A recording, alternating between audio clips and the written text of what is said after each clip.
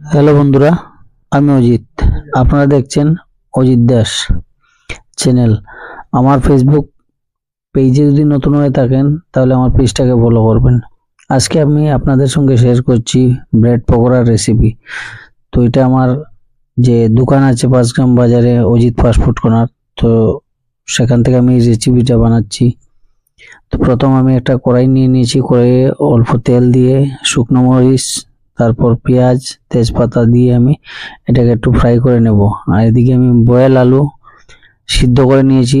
Boil আলুর সঙ্গে এখানে মরিচ, জিরা এবং হলুদ তিনোটা আছে এখানে গুঁড়ো, সবগুলো আস্তে আস্তে আমি দিয়ে দেবো। তো দিয়ে ব্রেড পকোড়ার জন্য প্রথমে একটা সবজি বানাবো। সবজিটা বানিয়ে তারপর ব্রেডের সঙ্গে এটা আমি অ্যাড করব। তো আস্তে আস্তে করে আমি সবজিগুলো দিয়েছি। সবগুলো মশলা যা যা লাগে, শুকনো লঙ্কার গুঁড়ো, হলুদ, জিরা, ধনিয়ার গুঁড়ো, গরম মশলা সব দিয়ে, লবণ সবকিছু দিয়ে আমি মশলাটাকে ভালো করে কষিয়ে নেব। তারপর মশলাটা হয়ে গেলে আমরা ব্রেডের প্রসেসের দিকে যাব। তো মশলাটা মোটামুটি আমার হয়ে আসছে এদিকে, আর সবজিটা মোটামুটি হয়ে গেছে। তো আমি একটু নাড়াচাড়া দিয়ে তারপর সবজিটা নামিয়ে নেব। তো এখন আমি সবজিটা নামিয়ে নিচ্ছি। তো সবজিটা আমার হয়ে গেছে। আমি একটা থালার মধ্যে সবজিটা নিয়ে নিলাম, আর এদিকে আমি একটা গামলার মধ্যে নিয়ে নিয়েছি সবজিটা। এখন আমার ব্রেড পকোড়া বানাতে গিয়ে লাগবে ব্রেড। তো আমি এখন 6 প্যাকেট ব্রেড নিয়েছি। 6 প্যাকেট ব্রেড নিয়েছি। ব্রেডগুলো আমি একে একে তার ভিতর সবজিটা মিডিলে দিয়ে আমি পেস্ট করে নিয়েছি এবং দুটোকে একসঙ্গে মিডিলে দিয়ে দিয়ে আমি চাপ দিয়ে রেখেছি এবং একে একে সেম প্রসেসে আমি সবগুলো ব্রেডের সবজি যা ছিল সব দিয়ে দিয়েছি। দিয়ে আমি এখন একটা একটা করে চাকু দিয়ে একটা একটা করে ব্রেডটাকে মিডিল দিকে কেটে দিয়েছি, কারণ মিডিল দিকে কাটলে আমার ব্রেডটা ফ্রাই হতে খুব ভালোভাবে ফ্রাই হবে। আর একে একে আমার ব্রেডগুলো লাগানো হয়ে গেছে। তো সবগুলা ব্রেড আমি একটা ট্রের মধ্যে সবগুলো ব্রেড একসঙ্গে নিয়ে নিচ্ছি। তারপর আমি ব্রেডগুলো ফ্রাই করব। তো ব্রেড আমার আস্তে আস্তে যতগুলো ব্রেড ছিল, এখানে 6 প্যাকেট ব্রেড নিয়েছিলাম। 6 প্যাকেট ব্রেড আমার যে সবজিটা আছে সবগুলা ব্রেডে আমি সবজি লাগিয়ে নিয়েছি। তো এদিকে আমার ব্রেডের যা ছিল সব হয়ে গেছে। এখন আমি একটা কোটিং বানাতে হবে মশলার। তো আমি একটা ইয়ের মধ্যে এখন এখানে 1 কিলো বেসন নিয়েছি। অল্প এখানে টেস্টিং এর জন্য আজিনামোটো নিয়েছি। আপনারা চাইলে আজিনামোটো অ্যাড করতে পারেন, কেউ এটা স্কিপ করতে পারেন। হালকা একটু লবণ দিয়ে দিব তার মধ্যে। এরপর আমি হলুদ, মরিচ, জিরা সবগুলো আস্তে আস্তে, অন্য যে মশলা আছে এখানে আমার মরিচের গুঁড়া ছিল সেটাও ঢেলে দিলাম। সবগুলা মশলা দিয়ে একটা ঘন টাইপের একটা ব্যাটার বানাতে হবে আমার, যাতে ব্যাটারটা একদম মানে পাতলাও না একদম ঘনও না, এরকম টাইপের একটা ব্যাটার হতে হবে যাতে আমার ব্রেডটা কোটিং সুন্দরভাবে হয়। এইভাবে আমি বেসনের একটা কোটিং করে নিয়েছি। তো বেসনে কোটিং করা হয়ে গেছে। এখন আমি একদিকে একটা কড়াই বসিয়েছি এবং কড়াইয়ের মধ্যে এখন আমি রিফাইন তেল ঢালবো। তো আমি এখানে মহাকুশ তেল নিয়েছি, আপনারা যে কোনো তেল ইউজ করতে পারেন।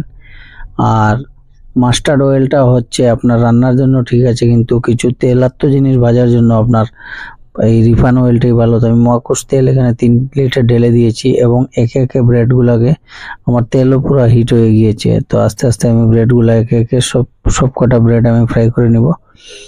এদিকে ব্রেড নিয়ে নিয়েছি, আর এদিকে একটা তাওয়া রেখে দিয়েছি। তাওয়ার মধ্যে আমি ব্রেডগুলো উঠিয়ে সেখানে রাখবো আস্তে আস্তে। তো একে একে করে আমি দিচ্ছি তেলটা, কারণ আমার একটু ওভার হিট হয়ে গেছে। আপনারা একটু হিটটা কম বেশি আপনারা দেখবেন, তেল হিট হওয়ার পরে হিটটা একটু কমিয়ে দেবেন, আনলে ব্রেডগুলা জ্বলার চান্স আছে। তো একে একে আমি ব্রেডটা দিয়ে দিয়েছি, আর এদিকে আমার ব্রেড হয়ে আসছে। তো বেশি ফ্রাই করলে আবার কালো হয়ে যাবে, তো এই জন্য আমি একটা দুটা করে আমি ব্রেডগুলো আস্তে আস্তে উঠাচ্ছি। তো সেম প্রসেসে আমি সবগুলা ব্রেড ভেজে নিব। তো এখানে আমার কড়াইটা একটু ছোট ছিল, তো আমি 6 পিস 7 পিস করে ডালছি। আপনাদের পরিমাণ মতো আপনারা কড়াইয়ে যতটা ধরে অতটুকু ডালবেন। তো আমি সেম প্রসেস করে একে একে এদিক থেকে ওদিক থেকে চারিদিক থেকে আমি ঘুরিয়ে ঘুরিয়ে এটাকে ফ্রাই করছি, কারণ এখন আমি পুরো ফ্রাই করব না, হাফ ফ্রাই করবো। আর যখন কাস্টমার আসবে তখন আমি আরেকবার ফ্রাই করে দিব, ডবল ফ্রাই হবে। কারণ আমরা যেগুলা দোকানে যেগুলা জিনিস ইউজ করি সবগুলা হাফ ফ্রাই করে রাখি, কারণ 1 ঘন্টা পরেও কাস্টমার আসতে পারে, 10 মিনিট পরেও আসতে পারে। এর জন্য আমি সবগুলা হাফ ফ্রাই করে এই তাওয়ার উপরে রাখছি। আর তাওয়ার উপরে রাখার মানে যে এক্সট্রা তেলগুলো আছে আমার তাওয়ার মধ্যে থেকে যাবে, পরবর্তীতে আমি তেলটা আবার ইউজ করতে পারবো ওই তেলটা। তো তেলটা আমার একদম ফ্রেশ তেল, নতুন তেল আমি ঢেলেছি, কারণ আমার এখানে কোনো পুরানো তেল ইউজ করা হয় না। তো আপনারা যদি এরকম গরম গরম রেসিপি খেতে যান তাহলে 5 গ্রাম বাজারে, শিলচর 5 গ্রাম বাজারে আপনারা আসবেন অজিত ফাস্টফুড কর্নারে। বিরিয়ানির থেকে নিয়ে অনেক ধরনের রেসিপি আছে আমার এখানে। আর নেক্সট আপনাদের সঙ্গে আরো রেসিপি শেয়ার করব। আর আমার এই ভিডিওটা যদি আপনারা ইউটিউব থেকে দেখছেন তাহলে আমার ইউটিউব চ্যানেলটাকে সাবস্ক্রাইব করবেন, আর যদি ফেসবুক থেকে দেখছেন তাহলে আমার ফেসবুক পেজটাকে ফলো করবেন, আর যাতে নতুন নতুন ভিডিও আপনাদের কাছে প্রথম যেতে পারে, নোটিফিকেশন যায়। আপনারা যদি ভালো লাগে তাহলে ভিডিওটা করবেন, কমেন্ট করবেন, লাইক করবেন এবং শেয়ার করে দিবেন যদি ভালো লাগে আপনার কাছে। আর আপনি ঘরে বানাতে পারেন, আপনার কোয়ান্টিটি মতো আপনি নেবেন। আপনি 1 প্যাকেট ব্রেডও ইউজ করতে পারেন, 5 প্যাকেট হতে, যেহেতু এটা আমার বিক্রির জন্য আমি আমার কোয়ান্টিটি হিসাবে বানিয়েছি।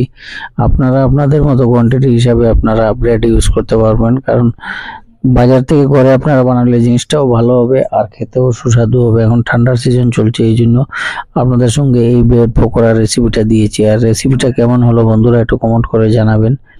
তো নেক্সটে আরো ভালো ভালো ভিডিও দেখার জন্য অনুরোধ রইল আপনাদের। আর আগের ভিডিওতে আপনারা অনেক ভালোবাসা দিয়েছেন, আর আমার এই ভিডিওতেও আশা করি আপনারা অনেক ভালোবাসা দিবেন। তো আমার মোটামুটি 6 প্যাকেটের মধ্যে আমার 3 প্যাকেট অলরেডি ফ্রাই করা হয়ে গেছে, আরো 3 প্যাকেট আমি সবগুলো সেম সিস্টেমে রাখবো। আমার তেলটা একটু ঠান্ডা হয়ে গিয়েছিল, তো আমি তেলটাকে আবার একটু হিট করেছি। আর স্লাইস আপনারা আপনাদের হিসাবে সাইজ করতে পারবেন। তখন আমার অলরেডি আমার ব্রেড পকোড়া রেসিপি এখানে শেষ হয়েছে। তো ভালো থাকবেন বন্ধুরা সবাইকে। তো ভিডিওটা এখানেই শেষ করছি।